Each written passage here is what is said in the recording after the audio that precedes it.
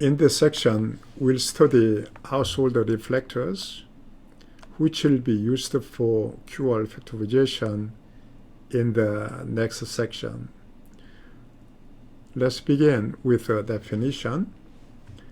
B is a non-zero vector in Rn, and A is an arbitrary vector.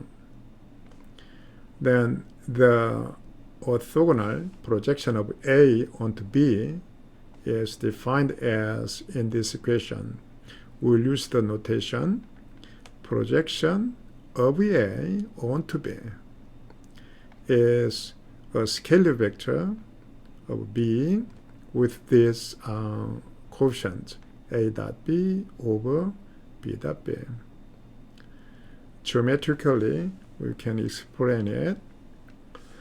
In this figure, now A and B are given, and A is projected onto B. So if you consider projection, then you can see this green vector A1. So A1 is the orthogonal projection of A onto B. Length of A1 is length of A times cosine theta. Theta is the angle between A and B. Now A can be written as A1 plus A2. A1, A2 are orthogonal, so we say the projection is orthogonal projection. A is A1 plus A2 is called an orthogonal decomposition of the vector A. We'll use this projection for household reflectors. A household reflector is a transformation that takes a vector and reflects it about a hyperplane. Okay, before going these lines, I'll try to explain the key idea of the household reflector using this picture.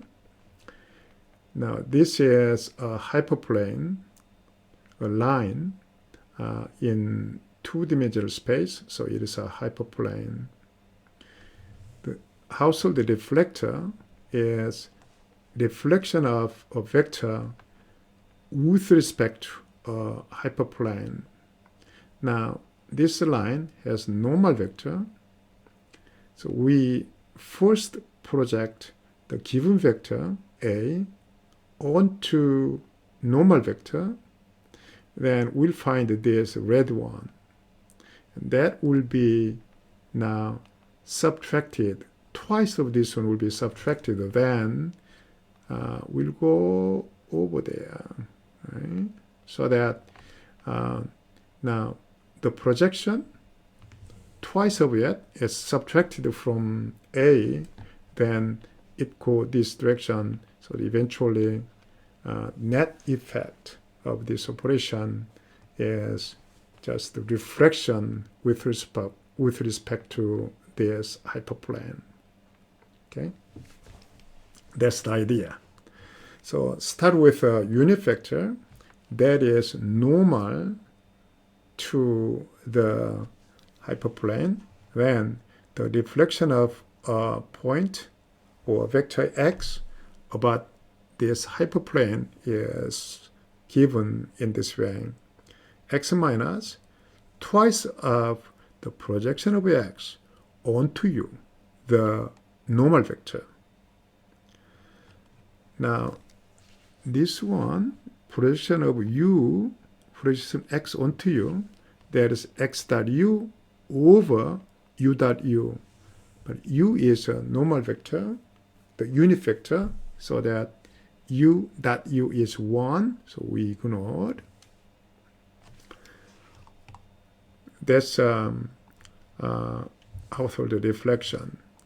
Now, we manipulate this one algebraically. X minus 2, x dot u, and u. But for that portion, is same as x transpose u, which is same as, again, u transpose x.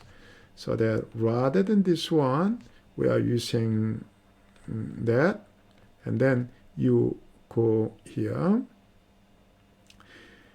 Then we can factor out x, then identity minus twice and u transpose and x.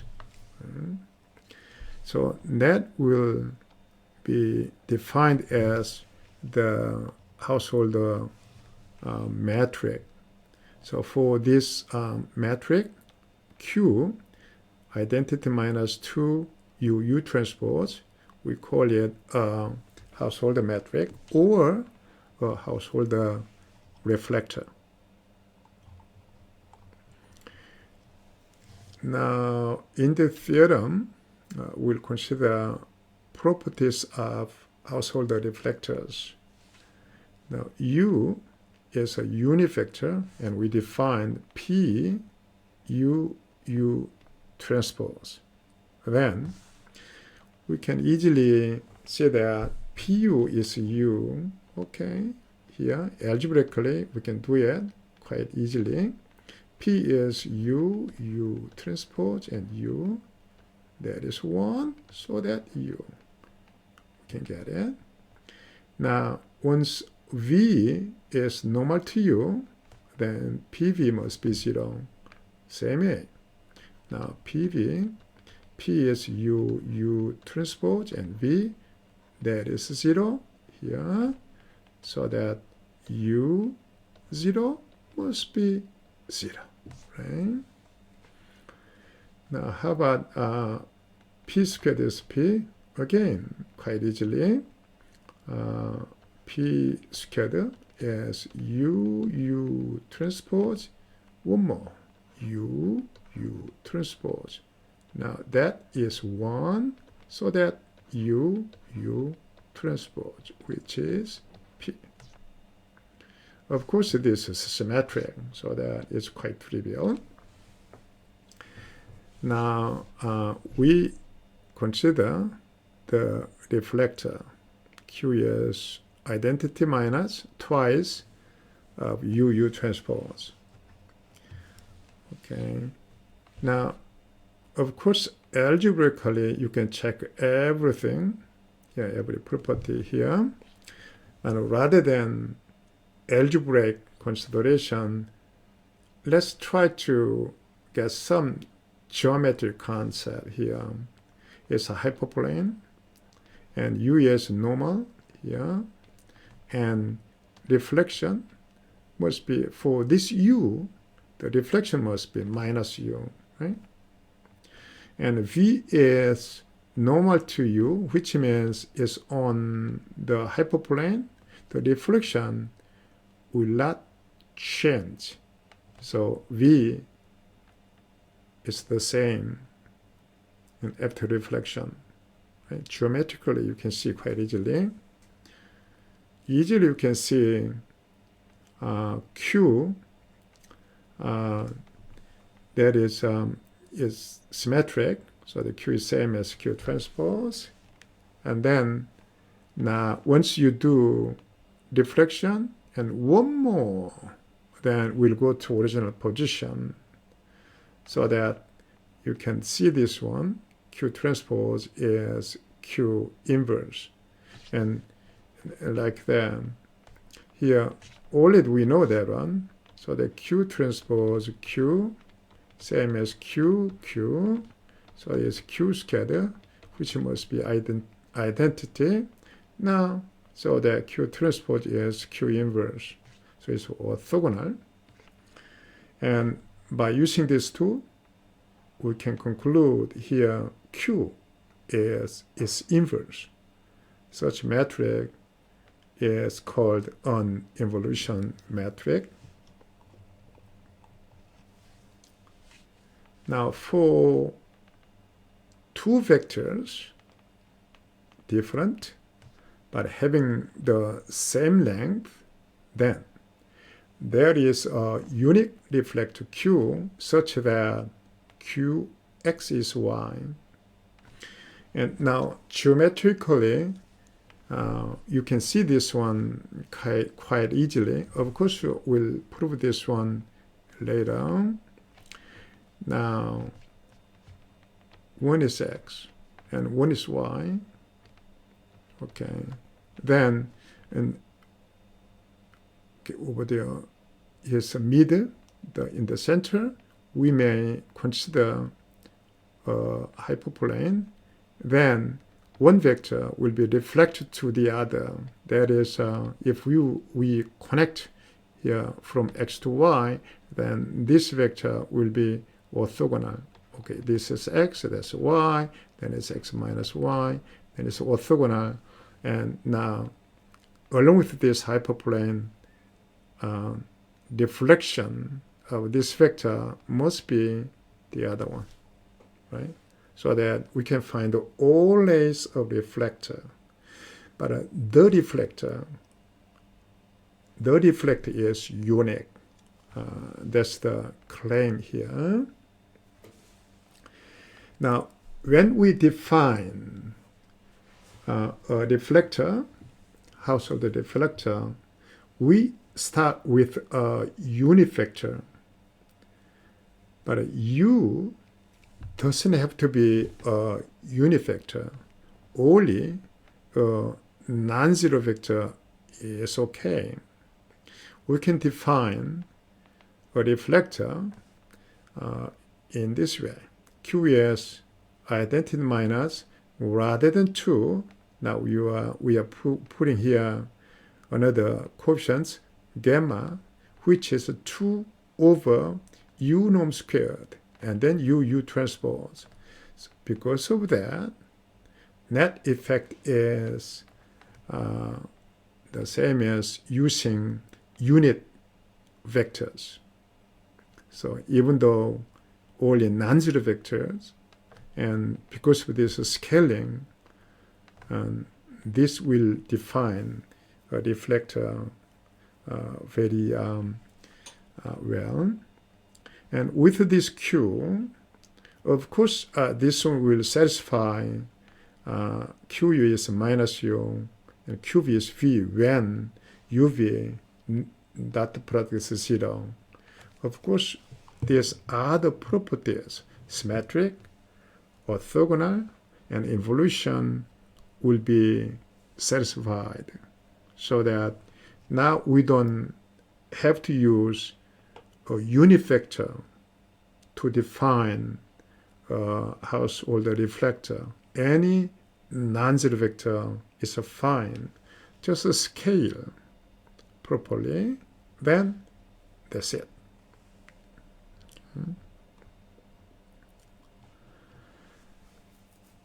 In fact, we are now moving toward algebraic manipulation of the reflector. In the beginning, we began with geometric reflection, but now we try to move algebraic manipulation so that later on easily we can define and construct the reflectors and algebraically rather than geometric concepts. Okay. We have a corollary. X is a non-zero vector. Then there is a reflector Q such that Qx is here Y, but Y has a form only one entry is non-zero and every 0. For that one, in order for Q to be a reflector, length of this vector must be the same. So that for that position, we try to put here that it must be plus minus norm of x. Then two vectors should have the same length. so that reflector can be defined. Here y is minus tau 0, 0, 0, 0, and tau is plus minus x. For later algebraic manipulation, more easier manipulation, we try to put here minus, but anyway, tau itself is either positive or negative length of x. So has no meaning, only is for easier algebraic manipulation. Once we define y in this way, then length must be the same, so that from this claim, there must be a unique reflector such that qx equals y. Right? Now, let's try to construct the corresponding reflector for given x. Now, y is defined here minus tau and zeros, and tau is plus minus x. Now, here u is x minus y. That is geometrically a normal vector to the center hyperplane. Now, x minus y must be x1 plus tau, and for the first one, and then remainder entry must be the same as x. So we recheck this one. Now, for this u, this is not a unit vector. However, even though the normal vector is not a unit vector, we can define reflector with appropriate scaling. So q is identity minus gamma u transpose. Gamma must be this one. Now, let's check if qx is y. First, we rewrite x as, here, half x minus y plus half x plus y. And then x minus y has the same direction.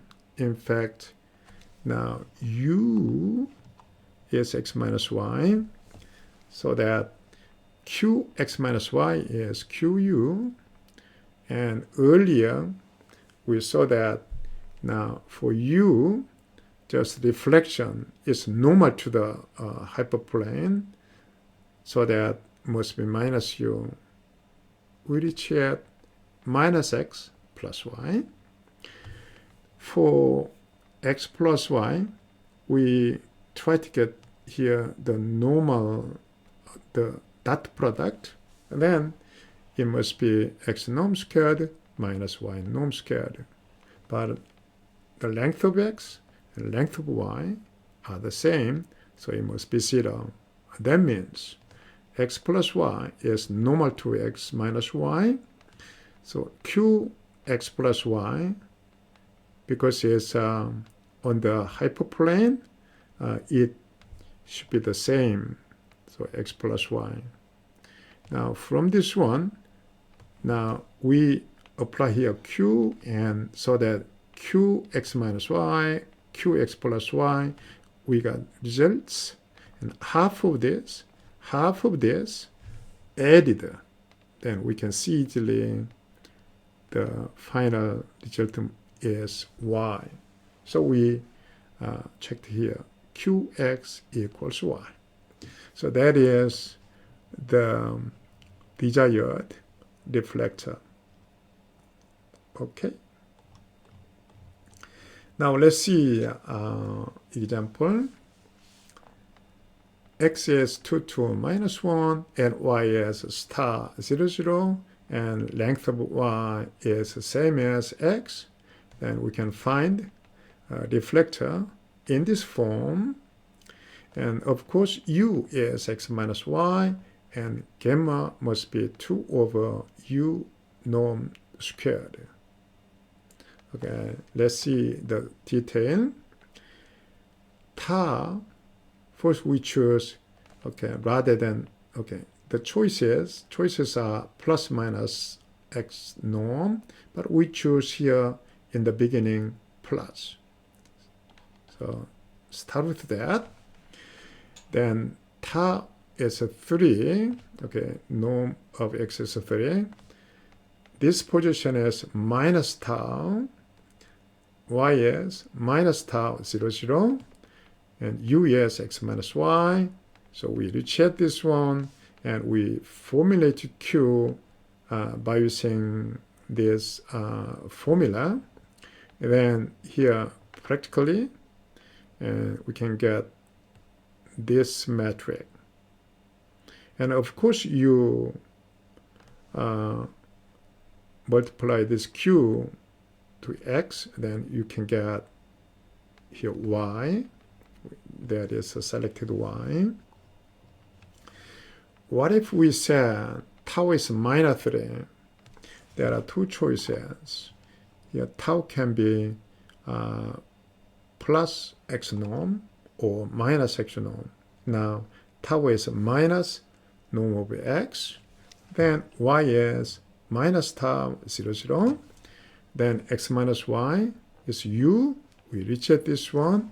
And along with this u, here we can formulate the reflector.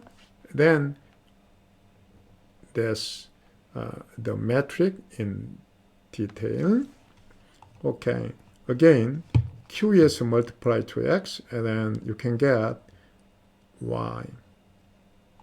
Okay, for each y, q is symmetric and orthogonal and an involution metric. In addition, it is unique for each choice of y. Okay, that's the end of section. Thank you.